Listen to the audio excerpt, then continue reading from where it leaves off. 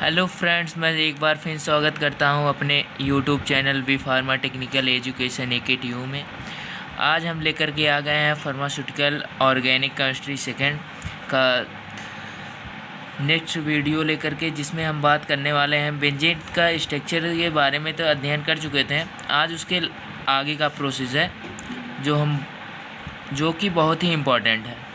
चलिए बात करते हैं क्या क्या हमें उसमें से पढ़ना है, जिसमें बात करेंगे नॉमेनक्लेचर ऑफ आइसोमेरिज्म, जो बेंजीन का होता है। इसमें आपको पता ही है बेंजीन क्या होता है, जिसमें 6 हाइड्रोजन और कार्बन एटम से बाइंड होकर के एक स्ट्रक्चर बनाता है हाइड्रोजन और कार्बन से मिल करके। इसमें क्या है, नॉमेनक्लेचर ऑफ आइसोमेरिज्म में जो हमारा बेंजीन होता है वो किन किन बांडों से उसमें कितना लगा है, मतलब अगर सिंगल 1-2 पे रहता है जैसे कोई लगा दिए CH3 लगा दिए, फिर इस पे Cl लगा दिए या इस पे भी CH3 लगा दिए, तो 1-2 पे हो जाएगा आर्थो, ठीक है। फिर उससे नीचे आएंगे मेटा हो जाएगा, फिर उससे नीचे चौथे नंबर पे आएंगे तो पैरा हो जाएगा, फिर उसी के सेम अकॉर्डिंग रहेगा मेटा आर्थो।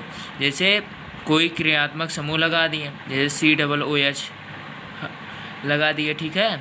फिर उसके जो ऊपर उससे जो बगल के 2 बांडे रहेंगे उसे आर्थो कहेंगे, दोनों साइड के। फिर उससे एक लाइन को छोड़ करके नीचे की जो रहेंगे उसे मेटा कहेंगे, और जो सबसे नीचे रहेगा 5th नंबर वाले पे उसे पैरा कहेंगे। ये हो गया। और आगे इस पे बात कर लीजिए, 6 hydrogen atom in benzene are conjugated, so it is form of only one type of monosubstitution product, ठीक है। जिसमें when 2 hydrogen atom of benzene are replaced by 2 single and different molecular group of 3 different process isomerism of possible, जिसमें से 1-2 होगा और 1-6 is known as ortho, ठीक है। जिसमें से 1-2 पे आर्थो रहेगा, देख लीजिए, एक ये हो गया एक ये होगा, 1-2 पे आर्थो हो गया, ठीक है। फिर 1-3 और 1-5, मतलब 1 से लेकर के 2 तक ले और 1 से लेकर के 6 तक ले आर्थो हो जाएगा। और ये 1 से लेकर तीसरे नंबर पर है मेटा, ठीक है, मेटा। फिर 1 से लेकर के 5 तक ले, देख लिए 1 2 3 4 5, 5वें फिर मेटा लग गया। वैसे सेम अकॉर्डिंग आर्थो वाला भी है, ठीक है। फिर वैसे and the 1-4 as para distribution compound. अब पैरा हो गया। आप ये स्ट्रक्चर आप देख लेंगे, ये सिंबल दर्शा दिया है AB का, उसी से आप समझ लीजिएगा ये एक क्रियात्मक समूह हो गया। उससे नीचे अगर 3rd पे आ जाएगा हो जाएगा मेटा, 4th पे आ जाएगा पैरा, और 2nd पे आ जाएगा आर्थो।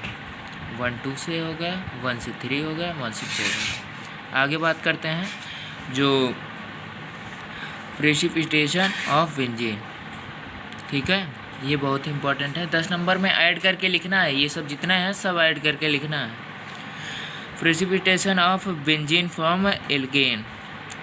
अब ये क्या होता है, जो हमारे बॉन्ड होते हैं बेंजीन के वो स्थिर नहीं रहते हैं, रोटेट करते रहते हैं चारों तरफ से, ठीक है। अगर आप सोचो कि हमारा ये पैरा पे डबल है, फिर मेटा पे डबल है, या आर्थो पे डबल है, ऐसा आप कह ही नहीं सकते। वो डबल भी होगा, सिंगल भी होगा, इतना तेज़ों में वो मूवमेंट करता है, आप उसे पकड़ नहीं सकते हैं, ठीक है।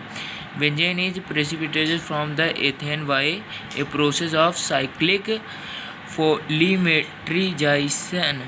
पॉलीमेट्रीजेशन, ठीक है। In this process ethane is processed through a red hot iron tube at the 87-3 K जो 1873 कैलोरी पे हीट करने पर एथेन मालिकुलर देन द एनडीरीवेशन cycle formation of the benzene को बनाता है। जो एथेन होता है, आप इसी का स्ट्रक्चर देख लीजिए। जो हमारा बांडेज है वो इधर का मतलब समझ रहे हो कि इसमें से एक सिंगल बॉन्ड इधर भी होगा, ठीक है, इसका भी एक इधर होगा और इसका भी एक इधर होगा, तभी तो बनेगा बेंजीन। सीसी का इसमें देख लीजिए 6 कार्बन होंगे, 6 हाइड्रोजन होंगे। फिर इसे रेड हॉट आयन पर ट्यूब करने पर 1873 पे गर्म करने पर एक बेंजीन बनाएगा। चाहे आप इसे ऐसे भी लिख सकते हो, चाहे आप बेंजीन का ये फॉर्म बनाने के बाद बीच में एक गोला कर देंगे। आगे बात कर लेते हैं precipitation of benzene from aromatic acid, ठीक है।